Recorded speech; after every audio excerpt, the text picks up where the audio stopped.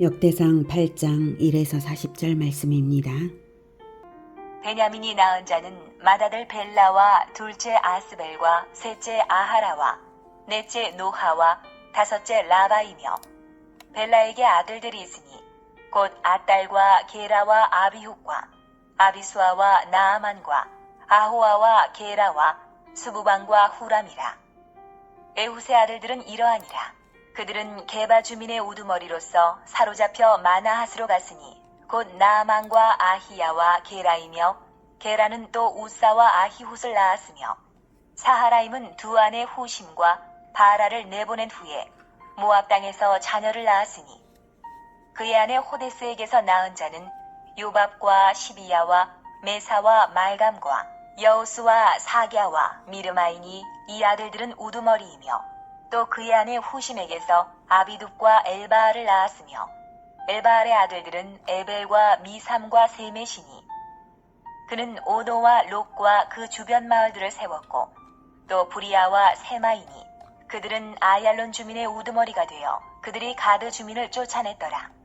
아히요와 사삭과 여레목과 스바디아와 아락과 에델과 미가엘과 이스바와 요한은 다 부리아의 아들들이요, 스바디아와 무슬람과 히스기와 헤벨과 이스무레와 이슬리아와 요밥은 다 엘바알의 아들들이요, 야김과 시그리와 삽디와 엘리에네와 실르데와 엘리엘과 아다야와 브라야와 시므랏은 다 시무이의 아들들이요, 이스방과 에벨과 엘리엘과 압돈과 시그리와 하난과 하나냐와 엘람과 안도디아와 이브디아와 분우엘은 다 사삭의 아들들이요, 삼스레와 스하랴와 아달랴와 야아레시아와 엘리야와 시그리는 다 여로함의 아들들이니, 그들은 다 가문의 우두머리이며 그들의 족보의 우두머리로서 예루살렘에 거주하였더라.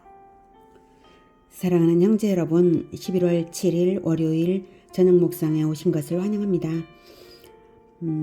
본장 28절까지에서는 이미 7장 6절부터 12절에서 소개된 바가 있는 베냐민 지파의 족보가 보다 상세하게 반복 소개되고 있습니다. 아마도 이스라엘의 초대 왕인 사울이 베냐민 지파 출신이라는 점과, 그리고 포로 귀환 후에 새로운 신정국가 재건을 하는 데 있어가지고 베냐민 지파가 큰 역할을 했기 때문인 것 같습니다. 28절까지의 족보는 민수기 26장의 38에서 40절을 따른 것이고요. 이제 본문에 소개되고 있는 베냐민 지파의 족보가 모압 왕 에글론을 죽이고 이스라엘을 구원한 왼손잡이 사사 에훗을 중심으로 서술이 되고 있습니다. 6절부터 이제 에훗을 중심으로 소개가 되고 있는 것이고요.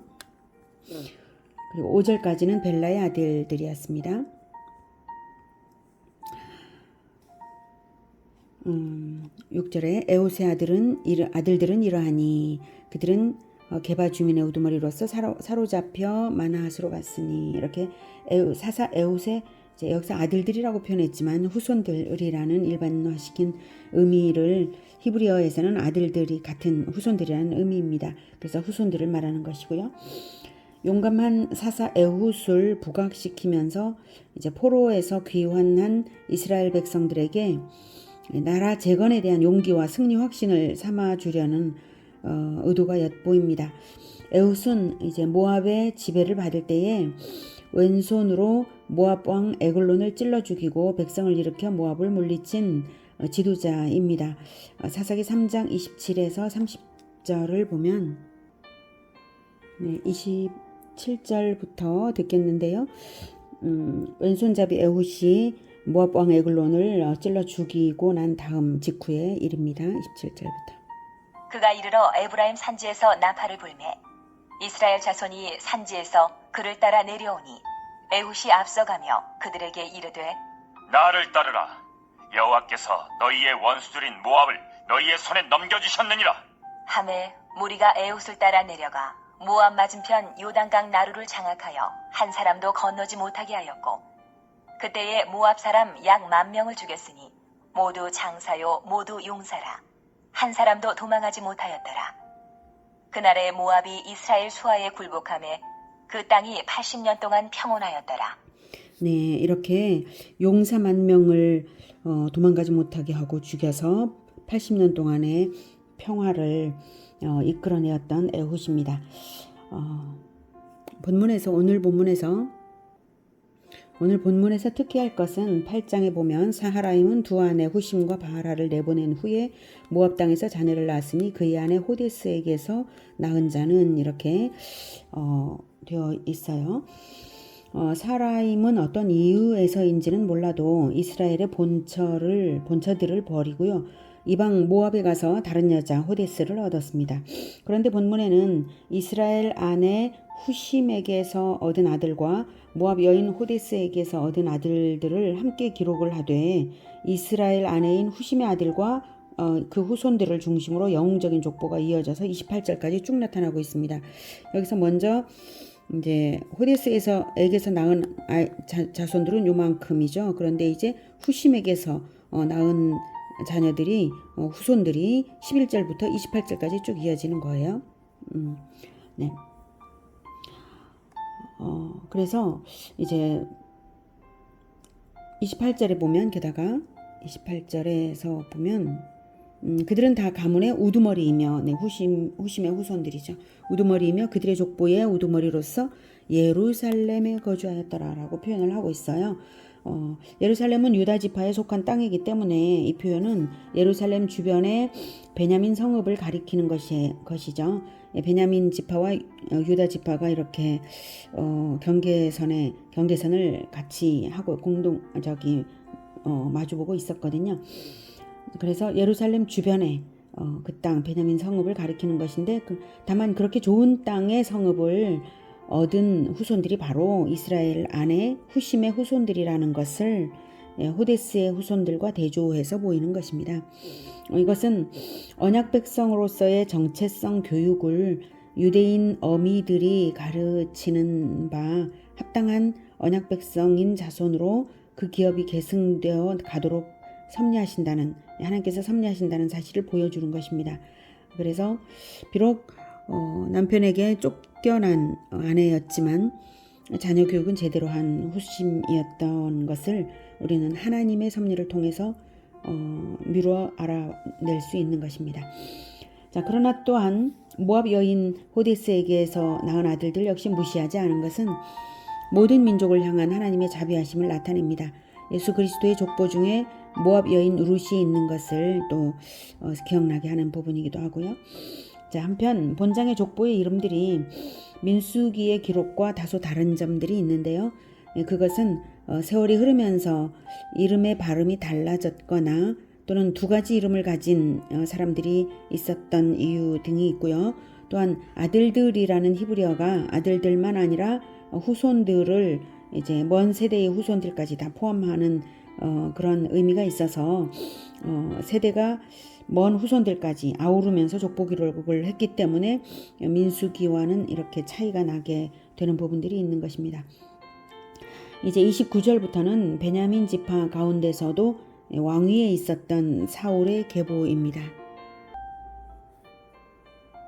기브온의 조상 여이엘은 기브온에 거주하였으니 그 아내의 이름은 마아가며 장자는 압돈이요 다음은 술과 기스와 바알과 나답과 그돌과 아히오와 세겔이며 미글롯은 시므아를 낳았으며 그들은 친족들과 더불어 마주하고 예루살렘에 거주하였더라.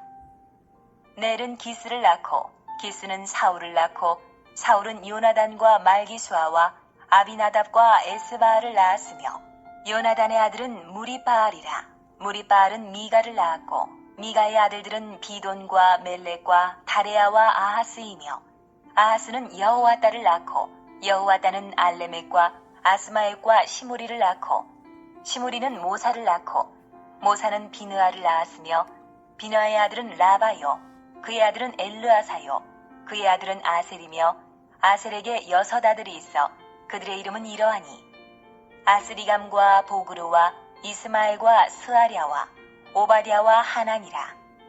아셀의 모든 아들이 이러하며 그의 아우 에색의 아들은 이러하니 그의 맏아들은 울람이요 둘째는 여우스요 셋째는 엘리벨렛이며 울람의 아들은 다 용감한 장사요 활을 잘 쏘는 자라. 아들과 손자가 많아 모두 150명이었더라. 베냐민의 자손들은 이러하였더라. 네, 우선 동일한 사람인데 다른 이름들을 먼저 확인하자면 33절에 나오는 에스바알이 이스보셋, 사울 왕의 넷째 아들 이스보셋의 다른 이름이고요. 34절에 무리바알은 사울 왕의 손자이면서 요나단의 아들인 무비보셋입니다. 사울 왕가는 단 일대에서 왕통이 그치고 말아서 다윗의 족보에 비하면 초라하기 그지없습니다. 그럴지라도 그 자손들이 결코 끊어지지 않고 가문을 이어갔다는 사실이 중요합니다. 일반 세상 나라라면 왕조가 바뀌면 전 왕조의 후손들은 아예 멸족을 시켜서 대가 끊어져 버리고 말거든요. 사울 왕가가 몰락했음에도 불구하고 그 가문이 계승된 것은 요나단이 다윗을 돌봐주는 대신 다윗이 왕이 된 후에 자기 가문을 보살펴 줄 것을 약속했기 때문입니다. 다윗은 왕이 된 후에 그 약속을 이행해서 무리바알 즉 무비보셋이죠. 무비보셋을 왕자처럼 부양하며 보살폈고 그래서 사울의 계보는 끊기지 않고 오히려 큰 용사의 가문으로 번영할 수 있었습니다. 요나단과 다윗의 그 우정에 대해서는 참으로 유명하죠. 요나단이 정말 자기 생명처럼 다윗을 사랑했고 장차 왕이 될 자는 다윗인 것을 알았고 네가 왕이 될 것이고 나는 그 다음이다 이런 얘기도 했고 우리 아버지도 그것을 안다 그런 얘기도 했고 그러면서 일부러 찾아가서 이제 추격을 당하는 다윗에게 찾아가서 용기를 불어넣어주고 이렇게 정말 생명을 자기 생명보다 더 다윗을 사랑하는 그런 우정을 보였습니다. 그것은 하나님의 뜻이 바로 다윗을 왕 삼으시려는 하나님의 뜻이 있다는 것을 요나단이 분명히 알았기 때문이고 자기 아버지가 하나님을 대적하고 있다는 것도 다 이제 보아서 알고 있었기 때문입니다. 그래서 하나님 편에 서서 하나님의 뜻을 받들어 드림으로써 다윗을 도왔던 그런 요나단입니다. 범죄한 가문이지만 은혜를 얻어서 다시 일어설 수 있었죠. 요나단 때문에 사울의 계보가 끊기지 않은 것 오히려 큰 용사의 가문으로 번영할 수 있었던 것은 요나단 때문입니다. 이처럼 범죄로 심판받아서 바벨론 포로로 끌려갔다가 돌아온 이스라엘 백성들에게 다시금 회복의 소망을 메시지로 주고 있는 부분입니다.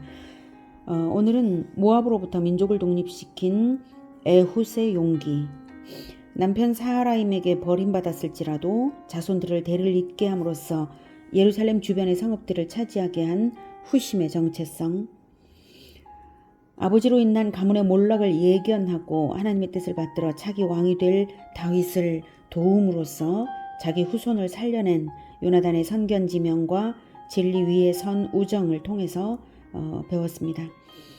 우리 속담에는 하늘이 무너져도 솟아날 구멍이 있다고 하는데요. 성경은 이렇게 절망 속에서도 결코 무너지지 않고 하나님께 의지하여 소망을 일궈낸 사람들이 있어서 생명의 계보가 끝까지 남는 것을 보여주고 있습니다.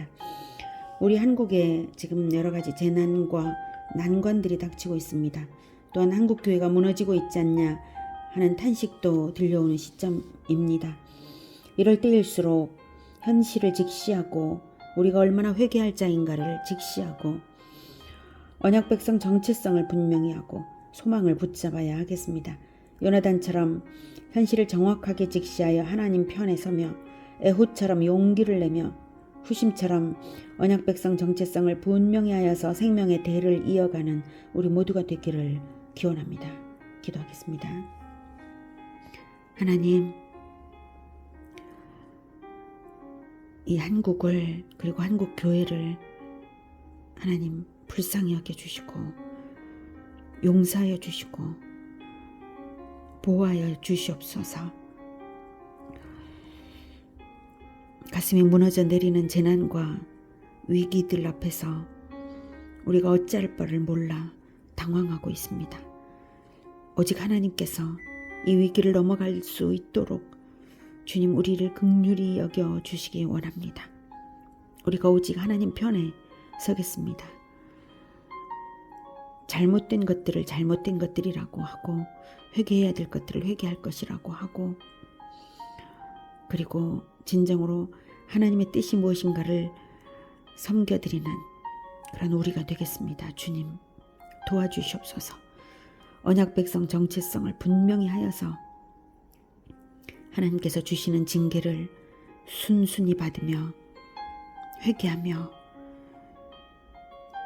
죄를 도려내며 다시 개혁으로 일어서는 우리 모두가 되게 도와주시옵소서.